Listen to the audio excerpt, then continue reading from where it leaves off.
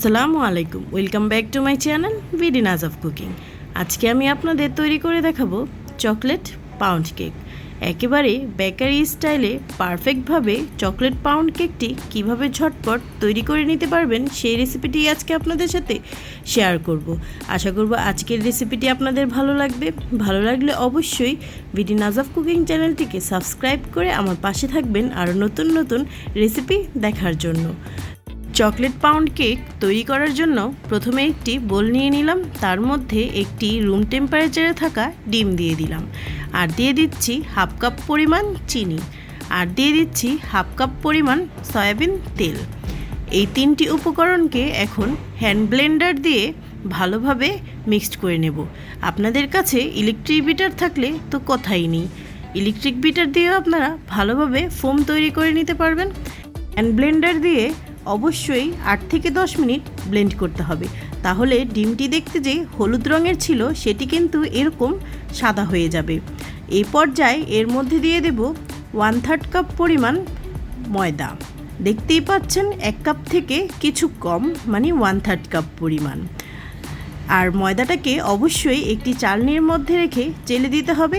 আর এর মধ্যে দিয়ে দিলাম 3 টেবিল চামচ পরিমাণ কোকো পাউডার, তার সাথে দিয়ে দিচ্ছি 1 টেবিল চামচ পরিমাণ বেকিং পাউডার আর 1 টিস্পুন পরিমাণ বেকিং সোডা। সমস্ত উপকরণকে চালনিতে চেলে তারপর ব্যাটারের সঙ্গে মিক্সড করতে হবে, আর অবশিষ্ট এই দানা দানা অংশগুলোকে ফেলে দিতে হবে।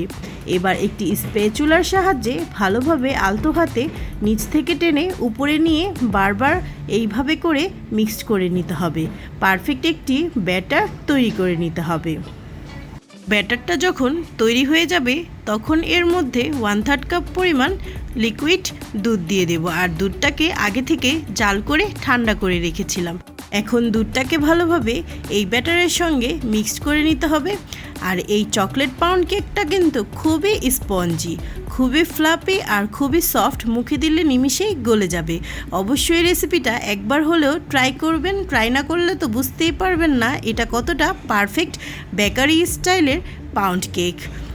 এখন ভালোভাবে সমস্ত উপকরণ মিক্সড করা আমার হয়ে গেছে, আর অবশ্যই আলতো হাতে মিক্সড করবেন, না হলে কিন্তু কেকটি ভালো হবে না। এই পর্যায়ে এর মধ্যে দিয়ে দেব চকলেট এসেন্স।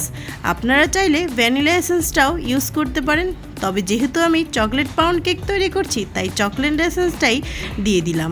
ভালোভাবে চকলেট এসেন্সটা মিক্সড করা হয়ে গেছে। এখন আমার কেকের ব্যাটারটা কিন্তু একেবারে রেডি। আর এই মোলটিতে আমি কেকটি তৈরি করব।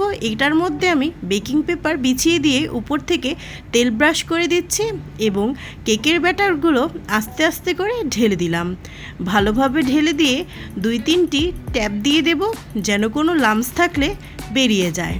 তারপর ঢাকনা দিয়ে ঢেকে দেব। আপনারা যে কোনো মোল্ডে এই কেকটি তৈরি করতে পারেন, আর আমি চুলায় তৈরি করে দেখাবো। এই জন্য চুলায় একটি বড় একটি পাত্র বসিয়ে দিয়েছি, তার মধ্যে 2টি টিস্যু দিয়ে 1 কাপ পরিমাণ পানি দিয়েছি। পানির মধ্যে আমি আমার এই কেকের মোলটাকে বসিয়ে দিলাম। বসিয়ে দিয়ে আমি আধা ঘন্টার মতো লো ফ্লেমে এটাকে বেক করে নেব। আর টিস্যু দেওয়ার কারণ হচ্ছে পানির কারণে যেন কেকের মোলটা নড়াচড়া না হয়, সে কারণেই টিস্যুটা দিয়েছি। আর ঢাকনার যে ফোটা অংশ আছে এটার মধ্যে টিস্যু দিয়ে বন্ধ করে দিয়েছি। আমার 20 মিনিট হয়ে গেছে কেকটি। এখন আমি খুলে নিচ্ছি। উপর থেকে আমি কিছু পেস্তা বাদাম কুচি দিয়ে দেব। দেখুন 20 মিনিটের মধ্যে আমার কেকটি কিন্তু প্রায় অলমোস্ট হয়ে গেছে। উপর থেকে এ পর্যায়ে পেস্তা বাদাম ছিটিয়ে দিচ্ছি, কারণ তাহলে কেকের ভিতরে বাদামগুলো আর ঢুকবে না, উপরে ভেসে থাকবে, দেখতে কিন্তু খুবই সুন্দর লাগবে। আবার ঢাকনা দিয়ে ঢেকে সিল করে দিয়ে 10 মিনিটের মতো কুক করে নিয়েছিলাম। দেখুন 10 মিনিটের মধ্যে কিন্তু আমার পানি প্রায় শুকিয়ে গিয়েছে। এ পর্যায়ে আমার কেকটি পুরোপুরি রেডিও হয়ে গেছে। মোলটা এখন চুলা থেকে নামিয়ে ঢাকনা খুলে দেখাচ্ছি কতটা পারফেক্ট হয়েছে কেকটা। দেখিয়ে আপনারা বুঝতে পারছেন খুবই সফট আর খুবই স্পঞ্জি, খেতেও কিন্তু একেবারে নরম তুলতুলে। তারপরেও আবার একটি টুথপিকের সাহায্যে চেক করে দেখাচ্ছি আপনাদের কেকটা হয়েছে কিনা। পারফেক্টভাবে কেকটা হয়ে গেছে। এখন একটি নাইফ দিয়ে কেকের চারো সাইডে এরকম ট্যাপ করে দিলাম যেন ইজিভাবে কেকটা মোল্ড থেকে বেরিয়ে আসে।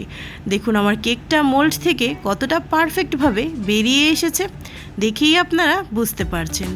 এবার বেকিং পেপারগুলো খুলে দেখাচ্ছি। দেখুন কেকের নিচের অংশটা কতটা পারফেক্ট হয়েছে সেটা তো আপনারা দেখেই বুঝতে পারছেন। গরম গরম ধোঁয়া বের হয়েছে। আপনারা চাইলে কেকটিকে ঠান্ডা করেও মোল্ড আউট করতে পারেন, আবার গরম অবস্থায়ও করতে পারেন, এতে কিন্তু কেক ভাঙবে না। কারণ প্রত্যেকটা রেসিপি আর প্রতিটা ইনগ্রেডিয়েন্টস একেবারে পারফেক্টভাবে আপনাদের সাথে শেয়ার করা হয়েছে। অবশ্যই আমার প্রতিটা স্টেপ ফলো করলে এরকম পারফেক্ট বেকারি স্টাইলে চকলেট পাউন্ড কেকটি ঝটপট তৈরি করে নিতে পারবেন। এবার কেকটাকে কেটে দেখাচ্ছি কতটা পারফেক্ট এই পাউন্ড কেকটি হয়েছে। দেখুন এখনও কিন্তু কেকটি আমার গরম অবস্থায় রয়েছে, তারপরেও কিন্তু কেকটি ভাঙেনি। কতটা পারফেক্ট হয়েছে দেখেই তো আপনারা বুঝতে পারছেন। প্রতিটা স্টেপ ফলো করলে আপনারাও এরকম পারফেক্ট বেকারি স্টাইলে পাউন্ড কেকটি তৈরি করে নিতে পারবেন ঝটপট। কতটা পারফেক্ট হয়েছে তা তো দেখেই আপনারা বুঝতে পারছেন। আর কেকটা কিন্তু খুবই সফট আর খেতে কিন্তু একেবারে ইয়ামি। আর একটা বিষয় অবশ্যই খেয়াল রাখবেন, চকলেট পাউন্ড কেক তৈরি করার ক্ষেত্রে কোকো পাউডারটা একটু ভালো মানের দিবেন, তাহলে কেকটা খেতে কিন্তু অনেক টেস্ট হবে। কোকো পাউডারটা যতটা ভালো হবে কেকের স্বাদটাও কিন্তু তার মতোই ততটাই দারুণ হবে।